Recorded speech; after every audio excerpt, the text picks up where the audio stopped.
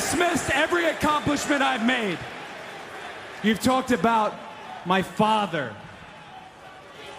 Well, you call me an entitled millennial, I call you a carny succubus, because the dirty secret about you, the dirty secret is you need this generation more than it What needs up, you. y'all? It's KMB, the sexy ninja, in the place to be for a Paper Saber universe. You're probably looking at the nWp logo name, whatever you want to call it, being like, wait, we going back in time? Yes. It is my birthday today, and I was like, you know what? Usually I do a Star Wars marathon on my birthday. I turned 37 today, and I did not feel like putting on Star Wars. I was just like, you know what? Let me just find something. You know, I was going to read most of the day anyway, and I'm flipping through, and then I see War Games from 1992, WrestleWar, and I was like, Sting Squadron versus Dangerous Alliance. And War Games is right around the corner this Saturday, you know, and I sat down and watched a little bit with Big Daddy, and I ended up watching the War Games match itself. We'll get to that. But then I was like, you know what? Why don't I just pull up the thing? Went to Peacock, pulled up WrestleWar 1992, the last WrestleWar. There was 4. You know, kind of makes me want to go watch the other ones now. But I was like, yeah, why not? You know, it's a 3-hour movie. Might as well put this on. So I put it on, and, you know, it's crazy to hear Jim Ross and Jesse Ventura on commentary looking so young. You have the host of the show, Tony Schiavone, and Eric Bischoff, you know, and all this nostalgia just went through my body like, oh, my gosh, you know, so... And then I did a little digging. I was like, oh, man, I want to watch the very first War Games match from 87, you know, but that's under the NWA banner, the Great American Bash. And they were touring with some of those matches, and I was like, okay, I found a version of it on YouTube, and I was like, okay, so commentary is not that great, but video quality is okay, but man, it looks awesome. And I was like, I know I had this DVD somewhere, so I pulled out my Dusty Rhodes DVD to go look through that. It did not include the first War Games match, even though this is something he created, all because he went to Mad Max, baby, Beyond the Thunderdome, baby. I saw that cage, and I was like, I need that cage, about 2 rings, you know, and he created this, you know, this match, War Games here, you know, and now it's used here in WWE, and it's kind of become the staple of Survivor Series itself. You know, and every time I hear War Pigs, I'm like, War Games, you know. And it all started because NXT brought it back. You know, William Regal, he'd be like, War Games, you know, the classic. And it's a lot of nostalgia in there, man. And I remember, and I love, Dusty Rhodes is one of my guys, man. He's been my guy. He's the person I looked up to. Him, Bruno Sammartino, you know, the Ric Flairs. They had all this great charisma and this and that. But the Dusty Rhodes is really near and dear to my heart. And I think that's why I've always been a Cody fan, and now I'm a super Cody fan, you know. My kid jokes with me all the time. She's just like, Dad, look, Cody Rhodes. I'm like, oh, adrenaline in my soul, you know. But I also like going back and watching old Dusty Rhodes matches, man. He was a one-of-a-kind treasure, somebody that I really looked up to. Even when I was wrestling for 5 years, I based a lot of my style off of good old Dusty Rhodes, you know, with the elbows and everything, with his shots, you know, his haymakers and stuff like that. Like, Dusty Rhodes has been a big place in my heart, and I'm glad that I got to sit down and watch WrestleWar, you know.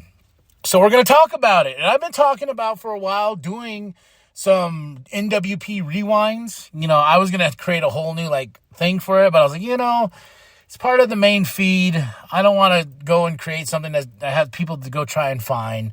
It's just going to be part of the New World podcast. So I've done these before in the past, so I think I'm just going to keep it true to format, talking about the show from top to bottom. And, you know, if you're down to listen to talk about WrestleWar from 1992, let's talk about WrestleWar 1992, man. It was a stacked card for itself. Yeah, let's just jump right on in, okay? The first match of the night is for the United States Tag Team Championships. This is WCW, okay? This is 92 WCW. Let's get that out of the way real quick. But we started off Greg Valentine and the Tailor-Made Man, who are the champs, versus the Fabulous Freebirds. Jimmy and Michael, holding it down, dancing, rocking and rolling. Oh my gosh, Michael Hayes, his little dances in the beginning kind of made me pop here and there, but talk about nostalgia inside this whole match right here, and it was a back and forth battle. And I remember, like, the DDT was their biggest thing, and now the DDT is so common in modern wrestling. Back then, it was a finisher, and that's what the Fabulous Freebirds used to get the titles off Greg Valentine and the Tailor-Made Man. A lot of it, I realized watching WCW, the format of WCW itself, it definitely feels like what AEW does. Big card, because there's 1, 2, 3, 4, 5, 6, 7, 8, 9 matches on this card. There was a dark match that included DDP, but, lots of matches, lots of action, and WWE formula nowadays is 5 matches, even though there was a point where they were doing up to 8 matches per show. I like both. I like the format of both what AEW does and WWE. Like with WWE, I'm like, okay, I'm going to get that storytelling, that cinema, and over here in AEW, I'm going to get some of that too, but I'm also going to get a bunch of crazy matches. So that I'm feeling what Tony Khan, he's a hardcore wrestling guy, so what he got here with, especially Tony Schiavone and Eric Bischoff, man, they look so young. It's crazy. This is before the Monday Night Wars and everything, man. This was in that weird period in 92. But yeah, this was a fun match. Greg Valentine, the Tailor-Made Man versus the Fabulous Freebirds. Fabulous Freebirds getting those United States Tag Team titles. And Michael Hayes dancing. Let's dance like Michael Hayes. Then we go into Tracy Smothers versus Johnny B. Bad. Johnny B. Bad with the amazing looking cape. Little fireworks coming out at the end, looking like Macho Man because the thing spreads out like that. But this was a really fun match here. Johnny B. Bad, I was like, oh my gosh, it's a time machine. But him and Tracy Smothers tore it up. But Johnny B. Bad got the win. That was pretty cool. Then Missy is backstage with the Freebirds. They're like, hey, we're the champs now. Yeah, baby, Michael Hayes. And I can't repeat all the stuff he said because it's just going on and on and on and on. He goes, but make no mistake, if there's any excuses, that's the excuse because that's the Freebirds. That's the only excuse. Something like that. Then we go to Scotty Flamingo versus Marcus Alexander Bagwell.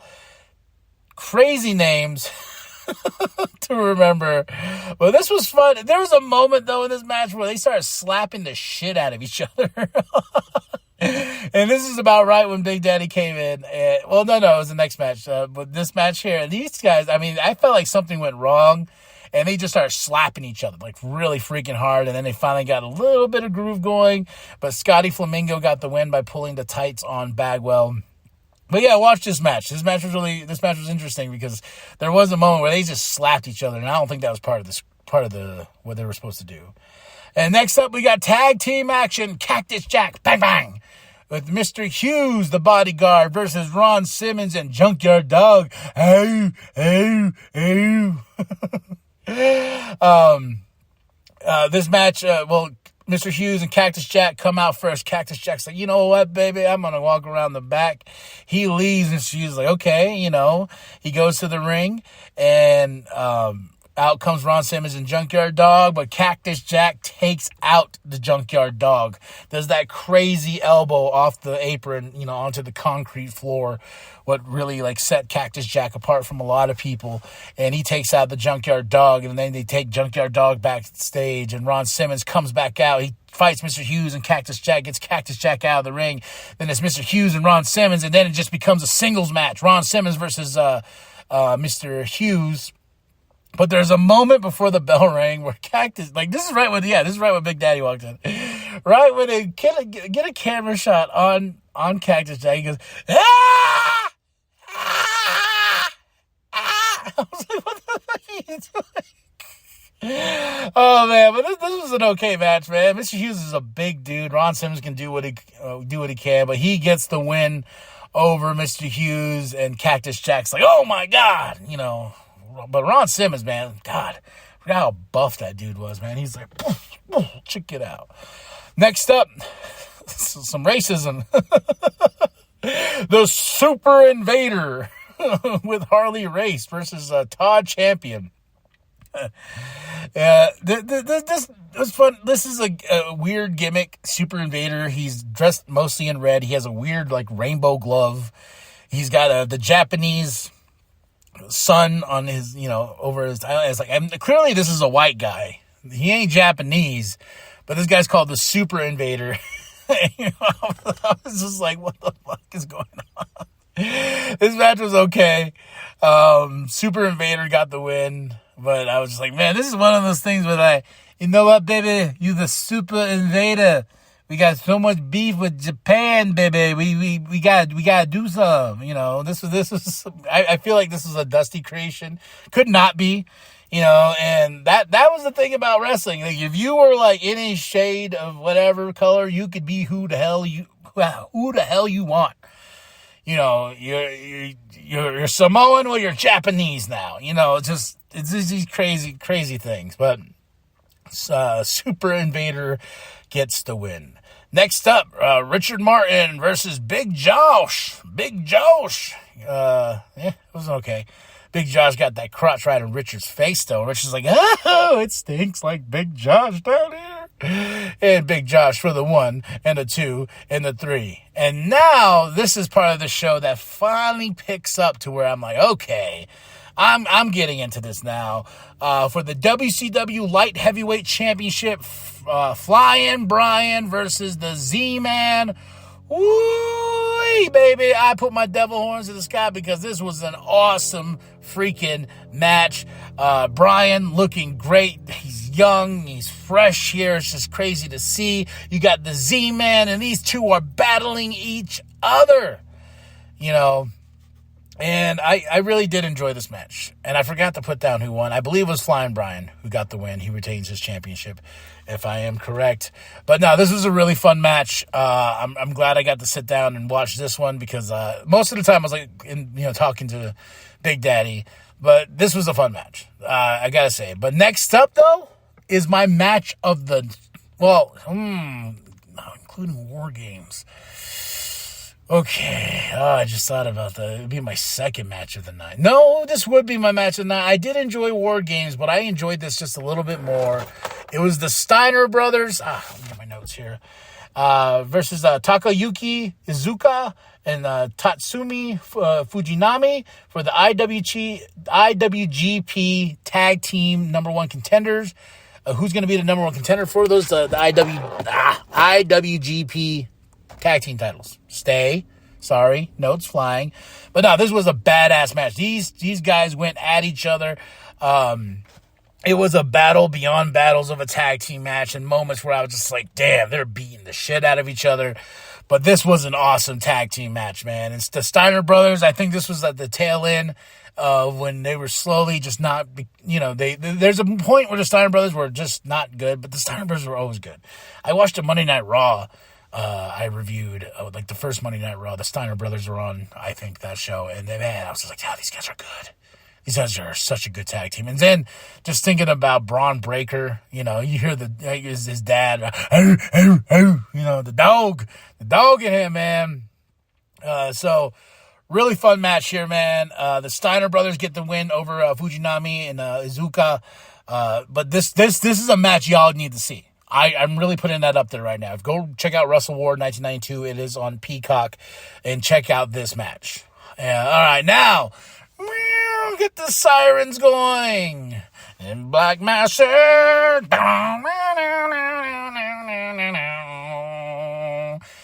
We got War Games. The very first War Games was in 1987.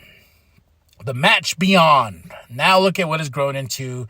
We're here, let's see, 87, 88, 89, 90, 91, 92. 5 years after its creation, it is still being used. And I believe they use it all the way up to like 96, 97, I believe. Because they used to use it for a pay-per-view called World War III. But yeah, War Games. Here we are. Was it? I think, or Fall Brawl. Am I thinking Fall Brawl was one of the ones where they used War Games? I don't know. It's one of the pay-per-views from WCW era.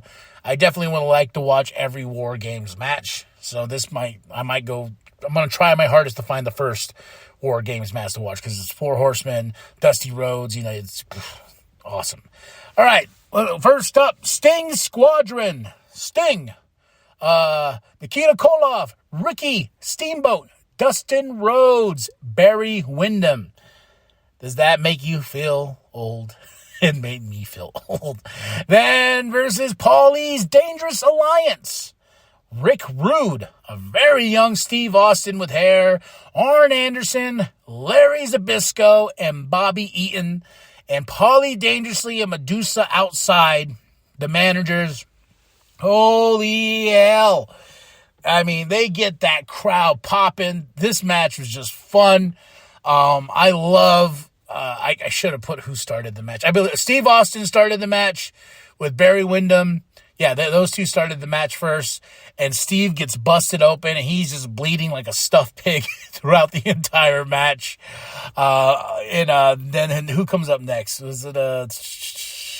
comes in? Was it Rick Rude? I think Rick Rude comes in next. But, yeah, then Arn Anderson looking like a beast. There was a crazy spot where Arn Anderson's head was in between both rings. I love when Sting got in, man, and that pop. He's the world champion at this point. He comes in, he picks Rick Rude up and just bam in the top of the cage. Bam, bam, bam. And it's going crazy. They get the thing going off, and it's either submit or surrender. So I found that very interesting because with War Games itself, I believe the rules are it's pin or submission once everybody starts fighting, because in AEW's version of a War Games, Blood and Guts, it is submission or surrender. So I found that interesting as well. I love the fact that the concept is still alive, especially in AEW. I do like them calling it Blood and Guts, making it their own thing. But it's essentially the same rules, everyone comes in at a time. But this was interesting because both teams come out and they stand ringside. And before the next person can go into the ring, they have they do a coin toss. Yeah, a coin toss before the third person can go inside the ring. Who's going to take the advantage? I found that very interesting. But no, this was the badass War Games. Dangerous Alliance, Sting, the ring top rope gets unbuckled at some point. Medusa crawls on top of the cage to give Arn Anderson the phone so he can beat people's ass and call them at the same time. Sting gets up on top of the cage too and everything. But man, this was an awesome War Games, and it came down to Sting's team getting the win. I believe it's either Larry or Bobby who are the ones that surrendered. I can't remember who, but Paulie comes in. He's pissed off. He's mad. He's angry. And this is how we end War Games at WrestleWar 1992. Yeah. Yeah. So fun times here, man. I'm going to go watch some more old War Games matches, and we'll review them. Why not? So I will give this show a solid 3 out of 5. The 3 goes to the last 3 matches of the show. Flying Brian versus the Z-Man, Iizuka and Fujinami versus the Steiner Brothers, and right into the War Games match. The other matches were fun, but nothing really on top of the opening match was fun. The United States Tag Team Titles match. So, yeah. 3 out of 5 for WrestleWar 1992. Yeah, so, and a fun fact, if you want to go find the Great American Bash 87, it is nowhere to be found on Peacock. But now this has inspired me to spend money, which I don't need to do, but I'm going to, I remember they released a box set, also on Blu-ray, the best of the Great American Bash and the history of the Great American Bash and stuff like that. So I'm going to pick that up because that match is on there, the 87 War Games match when it was under the NWA banner. All right, y'all. Oh, and I found the VHS. I went down a whole rabbit hole with War Games today. So, and there you go, ladies and gentlemen. That's War Games. Oh, and fun fact is they took all the ones from NXT off of Peacock. I forgot all the NXT stuff is off Peacock now, like the takeovers and stuff like that. Now you got to go watch them on YouTube for their NXT. Then they had the WWE Vault and stuff. So I really miss the WWE Network.